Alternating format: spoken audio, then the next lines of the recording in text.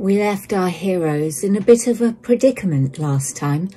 Alistair had somehow activated a suit of animated armour, which had made 2 successful strikes against him, dealing maximum damage.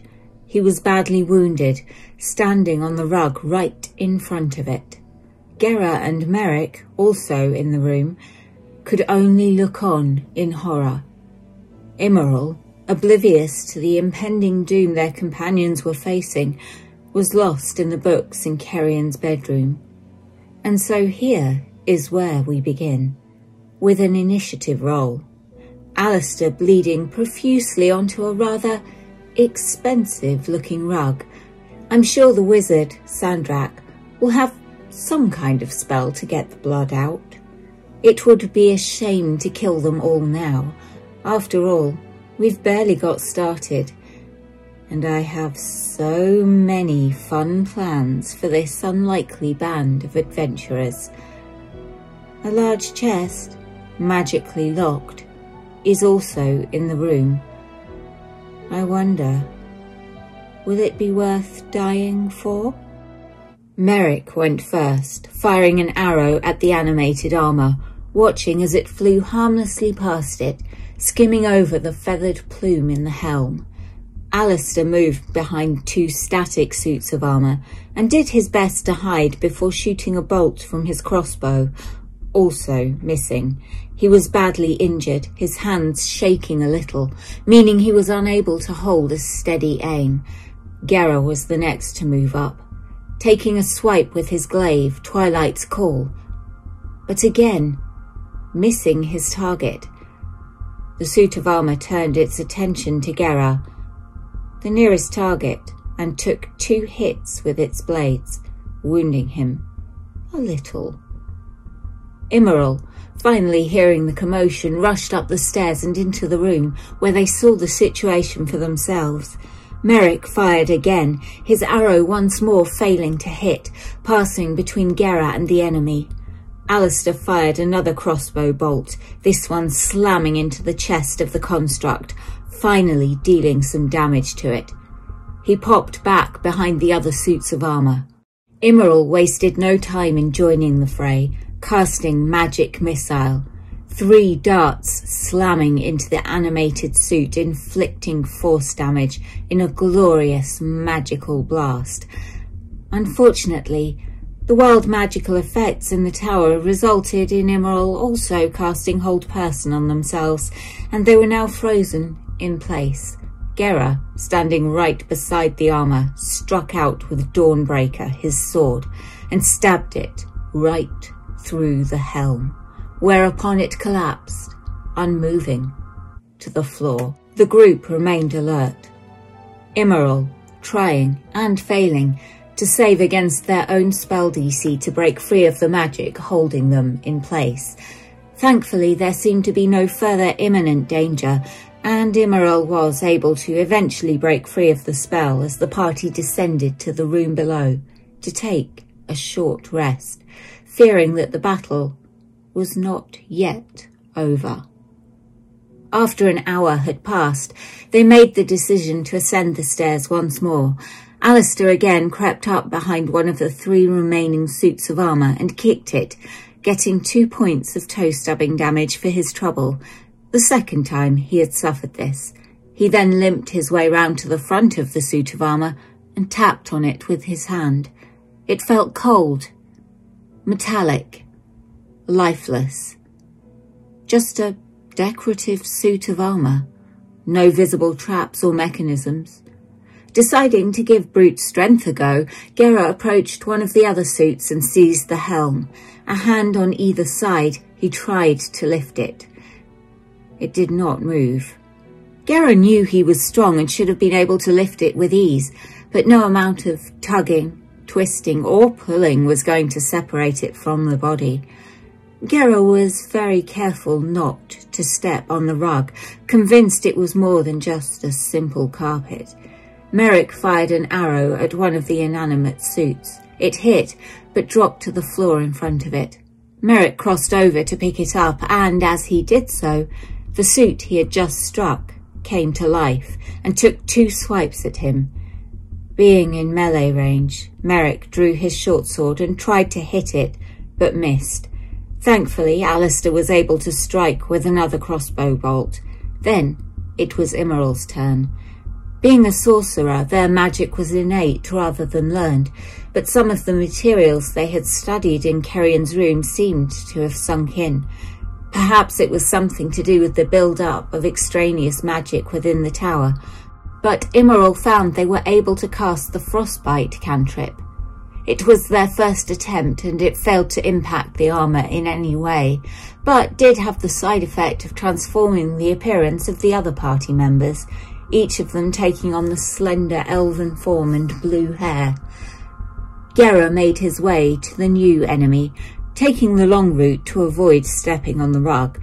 This meant by the time he reached it, he was unable to attack, but did at least provide a second target, as the armour took a swipe at him and one at Merrick. It seemed a little confused by the change in appearance of the party, causing it to miss them both. The 3-foot-tall version of Immoral made another attack with his short sword, missing, but the blade scraping the kneecap of the armour, leaving the tiniest scratch on the polished surface. Alistair, also confused by his sudden change in stature and build, fired his crossbow bolt harmlessly into the wall. Immoral tried again to cast Frostbite, this time causing the armour to become imbued with cold, damaging it. The wild magic caused the spell effect to ricochet and hit Merrick, dealing half damage to him. Gera raised Dawnbreaker and, with an action surge, chopped off the limbs, and it fell inert. Once more, everything was still and silent. Wondering if perhaps the animation was triggered each time a new person stepped on the rug, Immoral drew their dagger and went to stand in front of one of the 2 remaining suits. Alistair readied his crossbow, standing behind it. Nothing happened. Gera suggested they try to pull the rug, Merrick thinking they might be able to pull off the old magic trick. They lined up, grabbed it, and pulled. Hard. There were 2 suits of heavy armour standing on the rug, and a heavy-looking chest. That carpet wasn't going anywhere. But with a natural 20 and an uncharacteristic display of strength, Alistair pulled so hard he tore the corner of the rug off. Being a rogue and never knowing what might come in useful, he tucked the piece of carpet into his backpack, alongside his stolen copy of Wicked Wizards. Whilst the other 3 were discussing what to try next, Alistair snuck up behind Gera. Gera felt a pair of hands on his back, and before he could react, he was shoved. A natural 1 on his saving throw saw him sent sprawling face down onto the carpet he had been so carefully avoiding. Since the theory that it was a new person on the carpet triggering things had been well and truly disproved, he got up and walked with Dawnbreaker to one of the suits. He struck, hard. His sword bounced off the armour, inflicting no damage on it, but causing Gera to land on his arse. Hard. Sustaining 4 points of butt damage. Alistair moved up behind him again, though this time without being sneaky. Undeterred, Gera turned his attention to the other suit of armour, and took another hit at that one. This time he didn't use quite as much force, and when it bounced off, it only did 2 points of damage, his arm straining with the force. Immoral cast Detect Magic on the chest. Everything in the room lit up, and magic from every arcane tradition was detectable in the air. It was overwhelming. The spell also caused 6 flumphs to appear, all immediately terrified of Immoral. They moved as far away from them as possible. However, there were, in effect, 4 versions of Immoral in the room. Alistair spent a few seconds chasing the flumphs around as they fled in terror, before cornering and grabbing one. He tossed it onto the chest, where it landed, upright and unharmed. It sat there, quivering, until the minute was up and all the flumphs vanished. Immoral cast Frostbite again on one of the suits of armour, dealing no damage but causing himself to swap places with Alistair. Now standing in front of it, Alistair placed a hand on the shoulder of the suit, a foot on its knee, and with an impressive display of acrobatics flipped himself up to stand on its shoulders before somersaulting off to land behind it. Whilst this was going on, Merrick began walking across the rug right in front of the chest. As he did so, the two remaining suits of armour came to life, each taking 2 swipes at him. Luckily for him, only 2 of the 4 blows hit. Merrick fired an arrow at the one furthest from him, damaging it.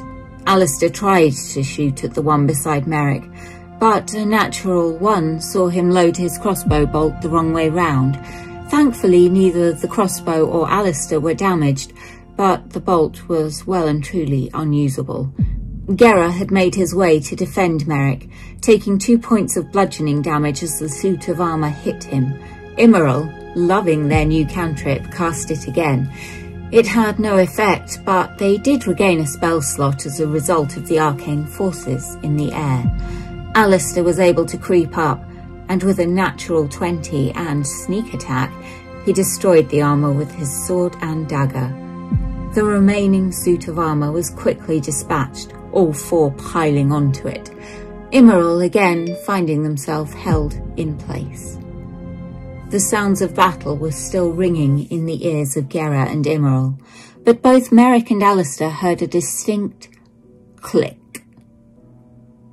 Alistair went over to the chest and detected it was now unlocked. He opened it. Inside was a scroll wrapped with a black ribbon and a small rectangular wooden box. He handed the box over to Gera and looked closer at the scroll. He could tell it was a spell scroll, so he handed it to Immoral. With a natural 20, they were able to determine that it was a scroll of Revivify, but had been written by a wizard. They deduced this may mean that it would work, but potentially not quite in the way a Revivify spell normally would. They tucked it into their backpack. Gera examined the box and found no locks or traps. There were some letters engraved on it, but in a language he could not read. Both Alistair and Immoral, being half-elves, recognised it as Elven. It simply said, "Keys." Inside were 4 coloured pearls, nestling in velvet lining, each with a subtle tinted hue. 1 red, 1 yellow, 1 purple, and 1 blue. Alistair handed 1 to each of them, and they began their descent through the tower. They could not find anything in the rooms which might indicate a use for the pearls. They stopped at the main entrance hallway, and Immoral walked up to the door and tapped on it with their pearl. Nothing. They took all 4 pearls and tapped on it again with them all together. Still nothing. They opened the door, activating the glyph of warding and causing a fireball to explode over them. Luckily, they succeeded on their dexterity save, otherwise they would have been obliterated. They were, at least, out of the tower, rolling on the grass to try to extinguish themselves. The door slammed shut behind them. Seeing this, the other 3 descended to the basement and left that way. They helped Immoral up and made their way to the Crofter's Cup Tavern. As they entered, everyone turned to stare at them. It was then they remembered that they all looked like Immoral. They approached the bar where the barkeep, Wendell, was smearing the same filthy rag over the bar. Alistair paid for 4 rooms and a meal, plus a few rounds of drinks. Wendell seemed particularly taken with Merrick in his current form, and Merrick, uncomfortable with this unusual attention, slowly moved to stand behind his companions. It was easy enough to get a table, everyone gawping at them. The barmaid brought over their food and drinks, and about 5 minutes into their meal the effects of the wild magic wore off, and they all returned to their normal appearances. Immoral also lost the ability to cast Frostbite. There were audible gasps from the patrons, and about 2/3 of them left the tavern, no doubt anxious to tell their tale to everyone they could. Here, is where we leave the group for now, enjoying a meal and many, many rounds of drinks before going up to their rooms for a night's rest. When they wake, they will all be a little more powerful for their experiences. I wonder where they will go next. I can't wait to find out.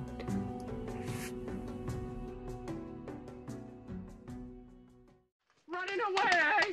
You yellow bastard! Come back here and take what's coming to you! I'll bite your legs off!